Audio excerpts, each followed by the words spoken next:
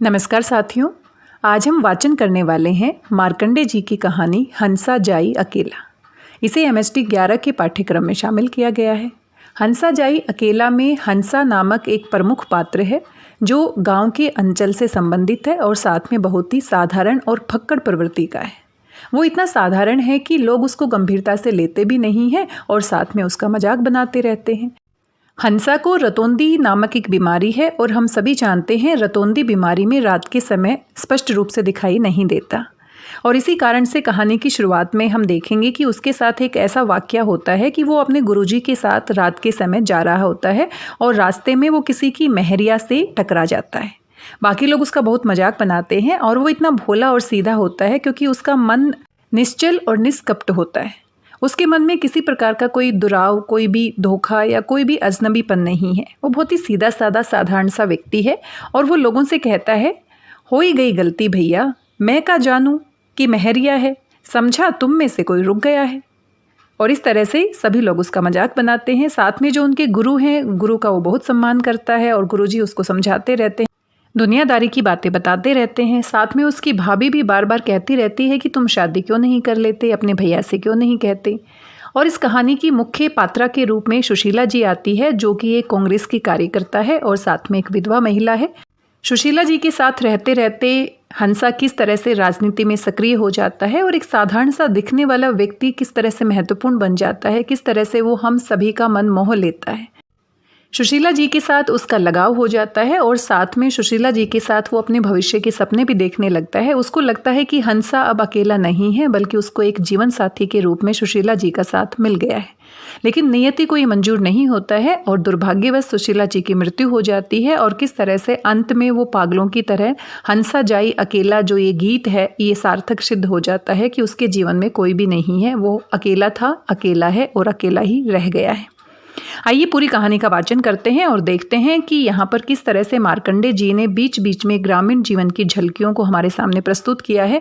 हंसा का जो पात्र है वो पूरा ग्रामीण है, देहाती है और पूरी कहानी को पढ़ने के बाद हम देखेंगे कि गांव का एक चित्र हमारे मानस पटल पर उभर कर आता है।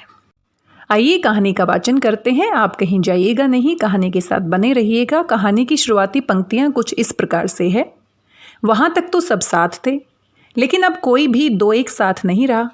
10 के 10 अलग अलग खेतों में अपनी पिंडलियाँ खुजलाते हाँफ रहे थे। समझाते समझाते उम्र बीत गई, पर ये माटी का माधो ही रह गया। ससुर मिले तो कस कर मरम्मत कर दी जाए आज। बाबा अपने फूटे हुए घुटने से पहुँचते हुए ठठा कर हंसे। पास के खेत में फंसे मंगनू सिंह हंसी के मारे लोटपोट होते हुए उनके पास पहुँचे। पकड़ तो नहीं गया ससुरा? बाप रे भैया, वे अब आ तो नहीं रहे हैं।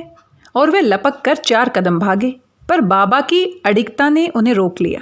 दोनों आदमी चुपचाप इधर उधर देखने लगे।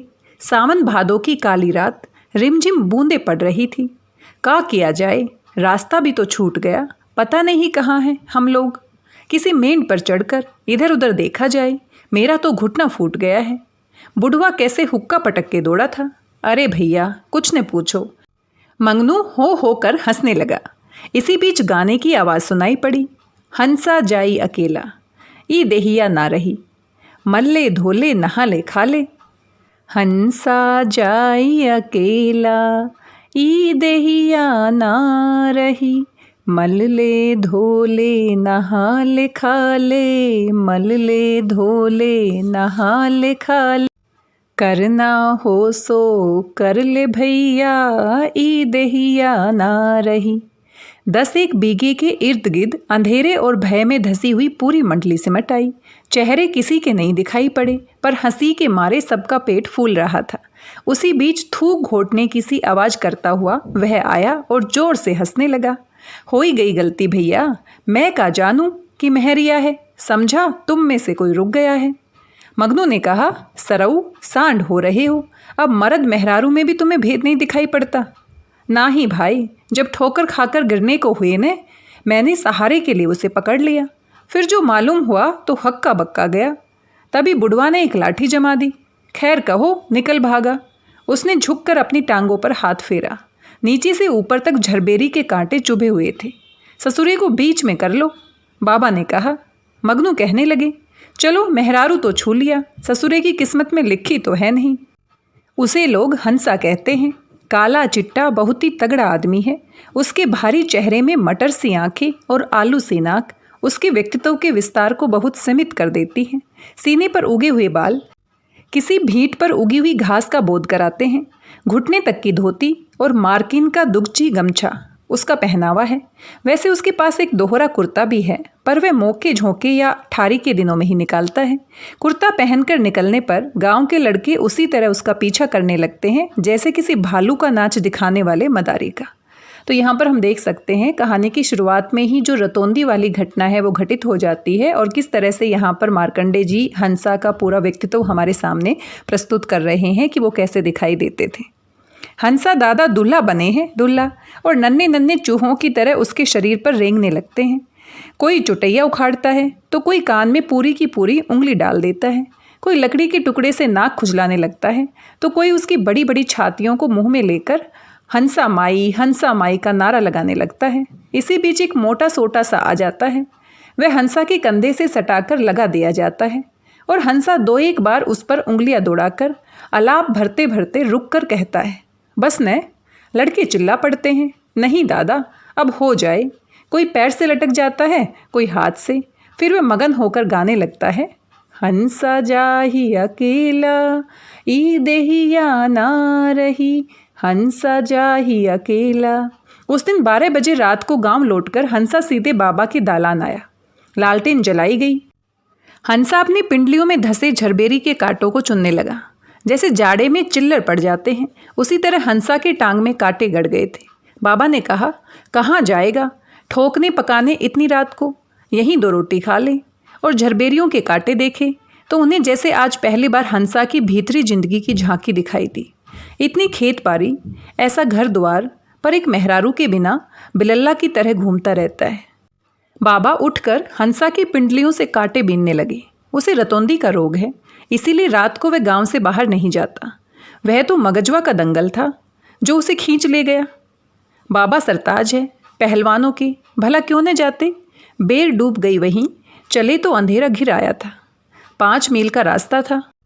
हंसा 10 लोगों की टोली के बीच में चल रहा था। कई बार उसके पांव लोगों से लड़े तो लोगों ने गालियां दी और उसे पीछे कर दिया। हंसा गालियों का बुरा नहीं मानता, वह बहुत सारे काम गाली सुनने के लिए ही करता है। गांव के बूढ़ों बुजुर्गों की इस दुआ से उसे मोह है। वह पीछे पीछे आ रहा था। रास्ते में एक गांव आया तो गलियों के घुमाव फिराव में वह जरा पीछे रह गया। एक झोपड़ी के आगे एक बूढ़ा बैठा हुक्की गरमाए था। उसकी जवान बहू किसी काम से बाहर आई थी। 10 आदमियों की लंबी कतार देखकर बगल में खड़ी हो गई। फिर हंसा के आगे वे सब निकल जाने को हुई तो संयोग से हंसा के पाँव उससे लड़ गए और अंधेरे में गिरते गिरते वह हंसा के बाजुओं में आ गई। बहू चीख उठी। बुढ़ा हुक्की फेंक कर डंडा लिए दौड़ा, लेकिन हंसा निकल गया। दूसरा डंडा उसकी बहू की पीठ पर ही लगा।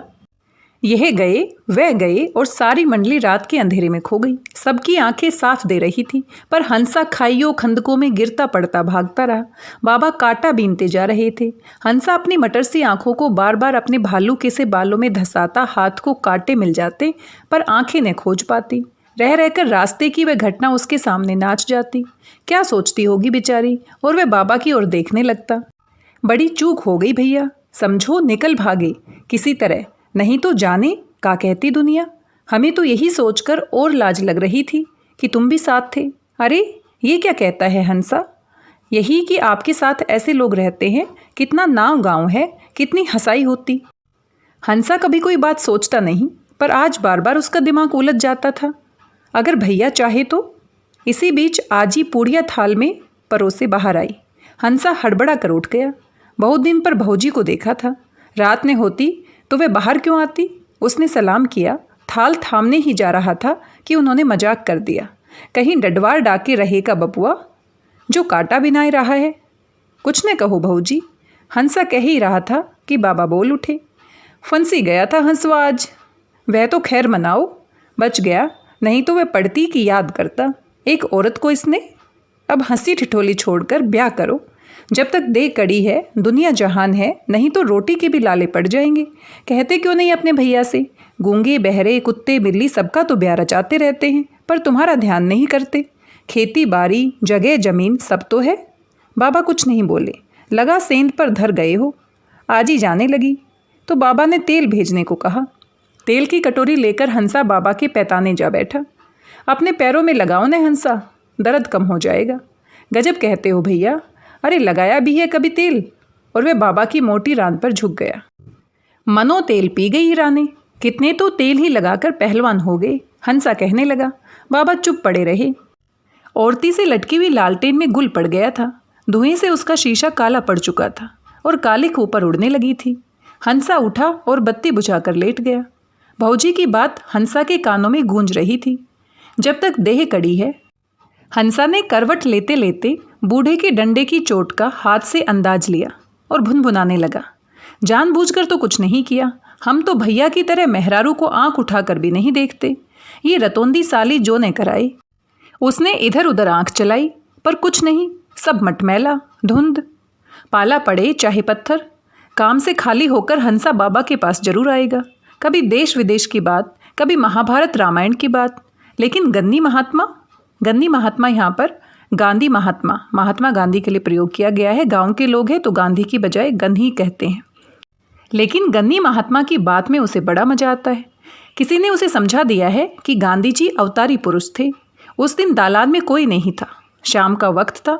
बाबा की चारपाई के पास बोरसी में गोहरी सुलग रही थी। जानवर मन मारे अपनी नांदों में मुंह गाड़े थे। रिमझिम पानी बरस रहा था। कलवा पाँव में पोली जमीन खोदकर मुकड़ी मारे पड़ा था। बीच बीच में जब कुटकियाँ काटती तो वे कूं कूं करके पाँव से गर्दन खुजाने लगता। इसी समय एक आदमी पानी से लथपथ कीचड़ में अपनी साइकिल को खींचता आया और जैसे ही साइकिल खड़ी करके दालान में घुसने लगा, हंसा ने कहा, जय हिंद गणेश बाबू, जय हिंद हंसा भाई, जय हिंद। उसने अपने झोले से नोटिसों का पुलिंदा निकालकर बाबा के आगे रख दिया। हंसा बाबा की गोडवारी बैठ गया। बाबा नोटिस पढ़कर बोले, कैसे होगा, बरखा दुनी का दिन है। हंसा कुछ समझ नहीं सका।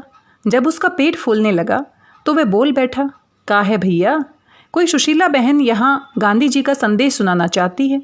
जिला कमेटी की नोटिस है। का लिखा है नोटिस में? हंसा मुंह बाकर उसे देखता बोला, तनी बाच दो भैया, गवई भी न होगी। अरे वही, जागा हो बलम्बुआ गांधी टोपी वाले। हंसा ने खूंटी पर टंगी ढोलक उतारकर गले में लटका ली और एक और पड़े फटे झंडे को लेकर लाठी में टांग लिया। 2 बार ढोलक पीटी, फिर जागा हो बलम्बुआ गन्नी टोपी वाले आए गईले, जागा हो बलम्बुआ गन्नी टोपी वाले आए गईले, टोपी वाले आए गईले, टोपी वाले आए गईले, गाकर ढोलक पर धड़म धड़ाम ढुम ढुम धड़म धड़म। मिनटों में ही 50 लड़के आ जुटे। चल पड़ा हंसा का जुलूस। सुशीला की गवई, जौन में बीर जवाहिर की कहानी, दल के दल लरिका बच्चा सब, बोलो बोलो, गन्नी बाबा की जय, गन्नी बाबा की जय। और फिर जागा हो बलम्बुआ गन्नी टोपी वाले आई गईले। और हंसा की ढोलक गमकती रही। क्षण भर में ही जैसे सारे गांव को हंसा ने जगा दिया हो। जिधर से देखो लोग चले आ रहे हैं। लड़के गांधी बाबा को क्या जाने, उनके लिए तो हंसा ही सब कुछ था। एक उनके आगे झंडा तान कर कहता, बोलो बोलो, हंसा दादा की, हंसा दादा की जय। कुछ कहते जय और कुछ कहते छः। फिर जोर से हंसी चारों ओर छा जाती। कुछ बूढ़े नाक फुलाते हुए सूरती की नास ले अपने सुतलियों के ढेरे पर चक्कर देकर कहते, मिल गया ससुर को एक काम, गन्नी बाबा का पायक काहे नहीं हो जाता। कोनो कांग्रेसी जात कुजात मेहरारू मिल जाती, गन्नी को कोई विचार थोड़े है, छुआ छिरका तो खाते हैं। हंसा को फुर्सत नहीं है। बाबू साहब का तकरपोस और बाबू राम का चमकवा चादर तो आना ही चाहिए। बाबा चुपचाप बैठे हैं। धीरे धीरे गांव सिमटता आ रहा है। दालान भरता जा रहा है।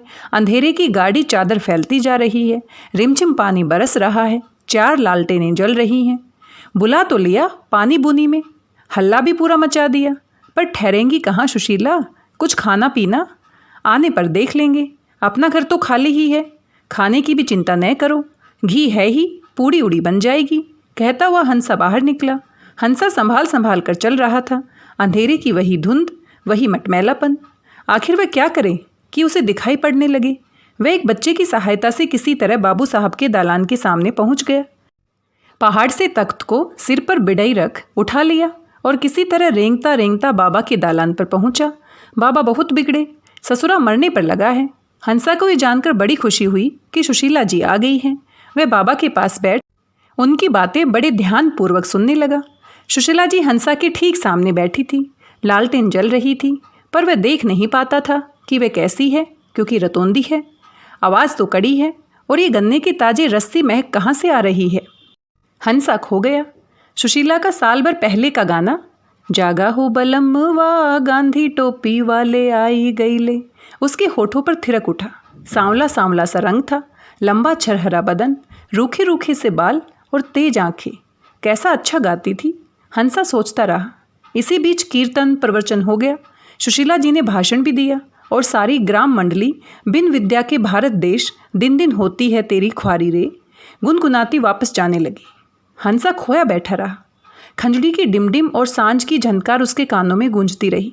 सुशीला का पैना स्वर उसके हृदय को बेधता रहा, और दंगल की शाम वाली घटना का भी उसे बार बार ध्यान आता रहा।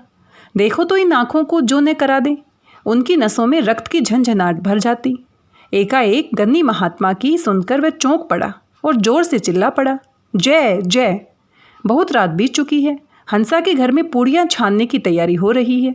आटा गूंदा जा रहा है, तरकारी कट रही है, आग जल रही है, पर भीतर के कमरे की भंडरिया से घी कौन निकाले। हंसा वही इधर उधर डोलता है। उसकी आंखें सुशीला जी की आवाज़ का पीछा कर रही हैं। सुशीला जी कभी कभी संकोच में पड़ती है, पर हंसा के चौड़े सीने पर उगे हुए बालों के जंगल में वह खो जाती है। कितना पौरुषी आदमी है, लेकिन हंसा के आगे वे एक छाया मात्र है, जिसका बस रूप नहीं है आगे और सब कुछ है।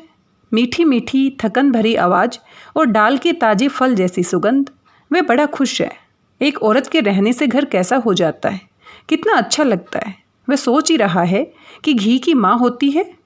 हंसा उठता है, पर चारपाई से ठोकर खाकर गिर पड़ता है। सुशीला जी दौड़कर उसे उठाती है। हंसा मारे लाज के डूब जाता है। धत तेरी आंखों की, और वह जल्दी ही उठ खड़ा होता है। सुशीला जी उसका हाथ पकड़े थी। चोट तो नहीं आई। घुमची की तरह की आंखें मुलमुलाकर हंसा हंसता है। उसके रोए भबर आते हैं। उसका कलेजा धड़कने लगता है। कहार कहता है, हंसा दादा की रतौंदी है, रतौंदी। रतौंदी तो बताओ कहाँ है घी, मैं चलती हूँ साथ। मेनका के कंधे पर विश्वामित्र के उलंब बाहु, सावन की अंधियारी और बादलों की रिमझिम, बीच बीच में हवा का सर्द झोंका। दोनों आंगन पार करते बूंदों में भीगते हैं। पीछे से आवाज़ आती है, लालटेन दूँ? एक ही तो है, रहने दो, काम चल जाएगा। घर की अंधेरी भंडरिया। दोनों भटकते हैं। हंसा कुछ बताता है, सुशीला जी कुछ सुनती हैं। आंख कुछ देखती हैं, हाथ कुछ टटोलते हैं। बहरहाल पता नहीं कहाँ क्या है। अंधेरे में जैसे आंख, जैसे बेआंख। दोनों को सहारा चाहिए। कभी वह लुढ़कता है, कभी वह लुढ़कती है, और दोनों दृष्टिवान हो जाते हैं, दिव्य दृष्टिवान। सुबह कुत्तों की छाँव छाँव के बीच कारवां आगे बढ़ गया।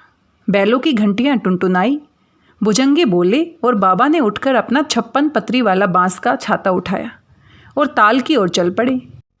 निरुआई हो रही थी। रास्ते में मगनू सिंह मिल गए। लग गई पार हंसवा की नाव। क्या हुआ? कुछ न पूछो भैया, तुम्हें खबर ही नहीं। सारे गांव में रात की खबर फैल गई है। ये ससुरा द्वारे बैठाने लायक नहीं है। कहते थे कि कोई रांड रेवा मंड दो उसके गले। कल रात बाबू साहब के यहाँ पंचायत हुई। तय हुआ कि अब सभा सोसाइटी की चौकी गांव में नहीं धरी जाएगी। औरत सोरत का भाषण या नहीं होने पाएगा। बहू बेटियों पर खराब असर पड़ता है। बात यह है भैया कि राजा साहब वोट लड़ रहे हैं कांग्रेस के खिलाफ। बाबू साहब उनको वोट दिलाना चाहते हैं। आपके डर से कुछ कह तो सकते न थे, अब मौका मिला है। कैसा मौका? बाबा झुंझला कर बोले। अगनू आकर उसके छाते के नीचे खड़े हो गए। बोले, उलट दिया हंसवा ने कल रात। क्या मतलब? सच मानो खाना पीना नहीं हुआ। जब बहुत देर होने लगी तो बंगा ने लालटेन लेकर देखा और बाहर निकलकर सारे गांव में ढिंडोरा पीट दिया।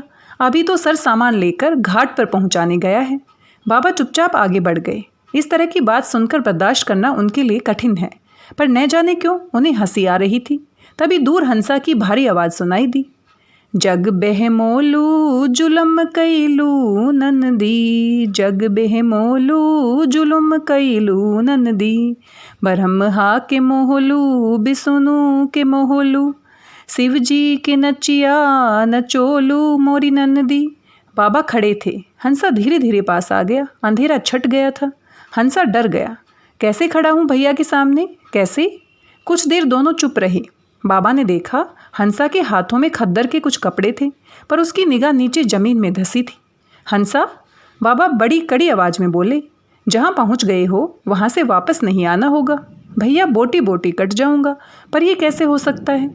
हंसा जाने लगा तो बाबा ने कहा, घर जाकर सीधा सामान बांधे आना, आज मछली पकवाऊँगा, वहीं खावा पर बनेगी। अच्छा भैया, कहकर हंसा अपनी बटन सी आंखों को पोंछता हुआ चला गया। गांव में चुनाव की धूम मची थी। बाबू साहब बभनोटी के साथ कांग्रेस का विरोध कर रहे थे। उनके पेड़ों पर इस्तिहार टांग दिए जाते तो उनके आदमी उखाड़ देते, किसान बुलवाए जाते, उन्हें धमकाया जाता, खेत निकाल देने की, जानवरों को हकवा देने की बातें कही जाती और हंसा सुशीला की कहानी का प्रचार किया जाता।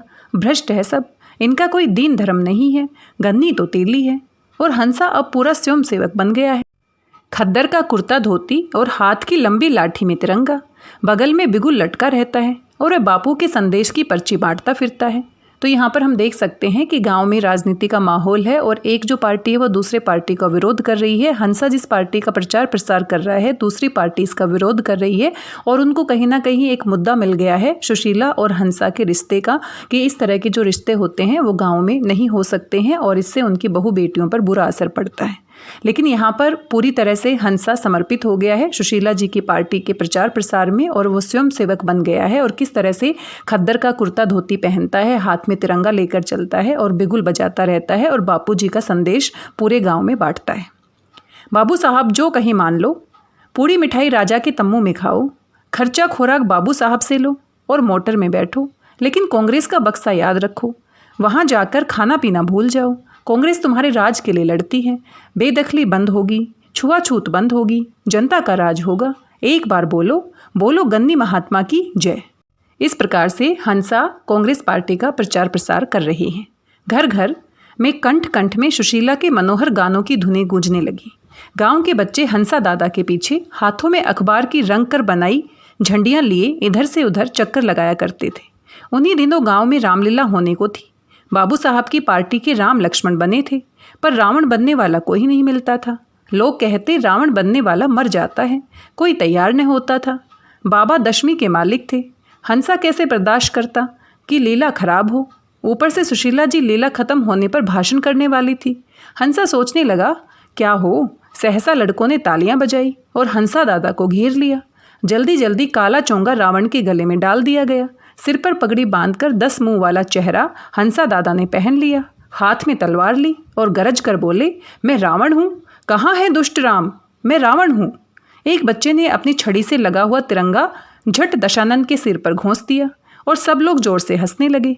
उसी भीड़ में से किसी ने चिल्लाकर कहा, गन्नी महात्मा की जय। रावण भाषण देने लगा, भाइयों, राम राजा था। देखो, छोटी जात का कोई कभी राम नहीं बन सकता। राक्षस सब बनते हैं। ब्रह्मा, कालू, भुलई, फेदर सभी की पार्टी है हमारी। ये जनता की लड़ाई है, बोल दो धावा। और हंसा हाथ पांव हिलाता आगे को चल पड़ा। पीछे पीछे सारी राक्षसी सेना। किसानों के बंदर बने लड़के भी अपना चेहरा लगाए गदा लिए जनता की पार्टी में शामिल हो गए। राम बेचारे अकेले बैठे रह गए। रामायण बंद हो गई। तिवारी चिल्लाने लगा, पर कौन सुनता है। गन्नी महात्मा की जय, हंसा दादा की जय। बाबा हंसी के मारे लोटपोट हो रहे थे। उनसे कुछ कहते ही नहीं बनता था। राक्षसी सेना के काले रंग में रंगे मुंह और हाथों में तिरंगे झंडे देखकर लोग राम के लिए खरीदी मालाएं हंसा के ही ऊपर फेंकने लगे। इसी बीच सुशीला जी तीर की तरह भीड़ में घुसी। कौन बना है रावण, क्या तिरंगा इसीलिए है। उन्होंने हाथ से चेहरे को ढेल दिया। सहसा हंसा को देखकर वे पसीने पसीने हो गई। यही स्वयंसेवक हो, बदनाम करते हो झंडे को। बंद करो ये सारा तमाशा, होने दो रामलीला ठीक से। सब लोग अपनी जगह पर लौट गए। बाबा चुपचाप खड़े थे। सुशीला जी अपना झोला संभाले उनकी बगल आ खड़ी हुई। लड़ाई चलती रही। नगाड़े और ढोल बजते रहे। संडे के रंगे हुए तीर छूटते रहे। पर रावण मरे तो क्यों मरे। चौपाई बार बार टूटती। व्यास बार बार कहता, सो जाओ, पर कौन सुनता है। हंसा की सेना क्यों हारे। इसी समय लक्ष्मण को जमीन से ठोकर लगी। वे लुढ़क पड़े। उनका मुकुट गिर गया। आगे पीछे दौड़ते दौड़ते राम को चक्कर आ गया और उनको उल्टी होने लगी।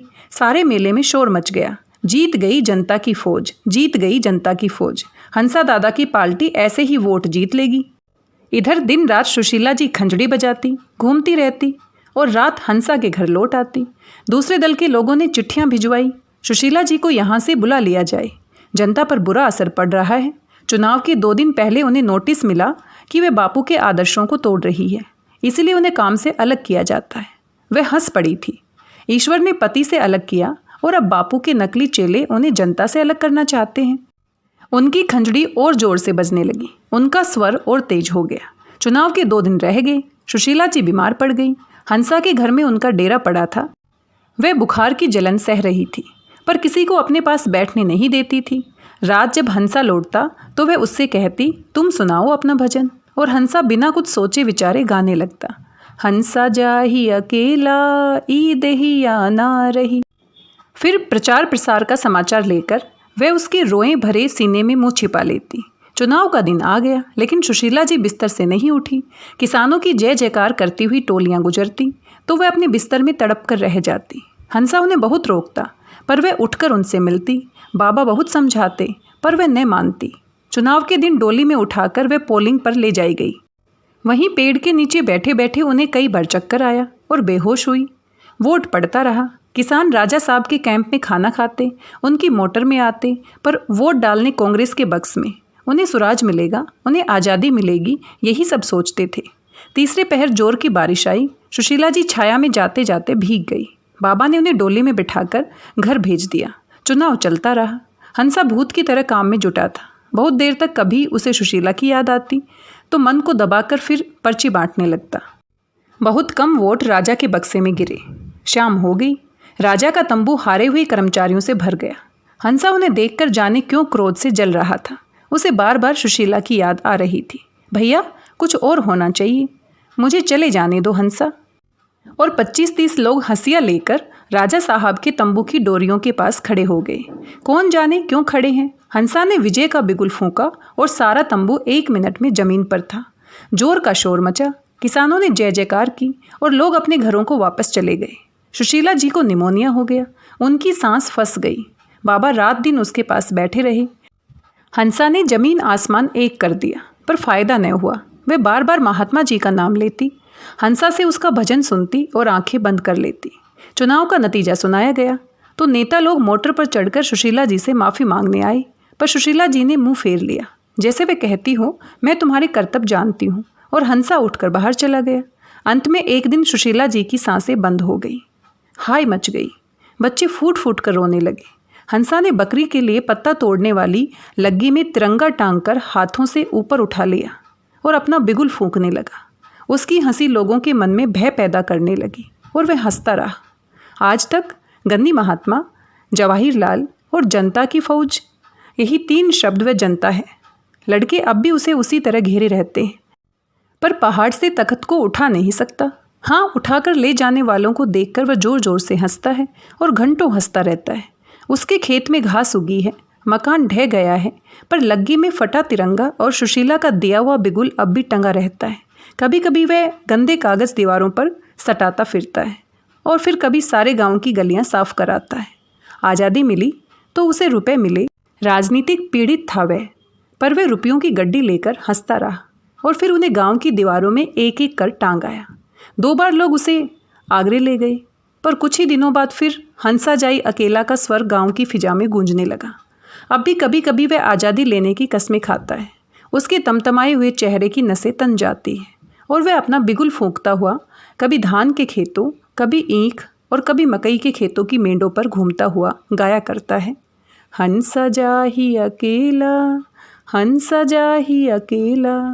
और इन्हीं पंक्तियों के साथ कहानी यहीं पर समाप्त हो जाती है। मार्कंडे जी की ये कहानी अपने आप में अलग तरीके से लिखी गई कहानी है।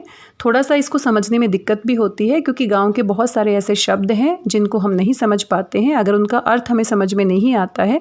और कहानी वाचन करते समय मुझे भी काफ़ी दिक्कत का सामना करना पड़ा, क्योंकि इस तरह की भाषा मैंने नहीं बोली है, तो उसको बोल पाना मेरे लिए भी संभव नहीं था। आपको कहानी कैसी लगी? कहानी की शुरुआत में हमने बातचीत की थी कि हंसा यहाँ पर कहानी का मुख्य पात्र है, जो एक साधारण सा गांव का व्यक्ति है, लेकिन उसमें वो सारे गुण हैं जो एक कहानी के मुख्य पात्र में होने चाहिए। हंसा एक सीधा साधा फक्कड़ प्रवृत्ति का व्यक्ति है। साथ में वो एक कुशल राजनीतिक भी है, ये पूरी कहानी को पढ़ते समय हमने महसूस किया। वो एक निश्चल प्रेमी भी है, किस तरीके से वो सुशीला जी से निस्वार्थ रूप से प्रेम करता है। जब उसको निमोनिया हो जाता है तो किस तरह से दिन रात एक करके वो उनकी सेवा करता है। वो सच्चा प्रेमी है और जैसे ही सुशीला जी उनके जीवन से चली जाती है तो कहीं ना कहीं उसको पागलपन के दौरे पड़ते हैं। उसके जीवन में फिर से एक अकेलापन आ जाता है। कहीं ना कहीं उसको लगता था सुशीला जी के रूप में उनको एक जीवन साथी मिल गई है, लेकिन कहीं ना कहीं नियति को ये मंजूर नहीं होता है और किस तरह से वो अंत में अकेला हो जाता है। और ये कहानी का जो शीर्षक है हंसा जाही अकेला, अंत में वो अकेला ही रह जाता है। किस तरह से वो आज़ादी के बाद उसको पैसे दिए जाते हैं क्योंकि राजनीति में वो सक्रिय था और किस तरह से उसने राजनीति में कांग्रेस पार्टी को जिताने में महत्वपूर्ण योगदान दिया था।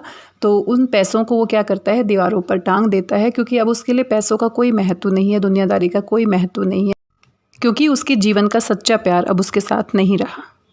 आप कहानी के विषय में क्या सोचते हैं? आपको हंसा पात्र कैसा लगा? किस तरह से इस कहानी को बुना गया है? आपको ये शैली कैसी लगी? कहानी कितनी समझ में आई? अपने विचार हमारे साथ अवश्य साझा कीजिएगा।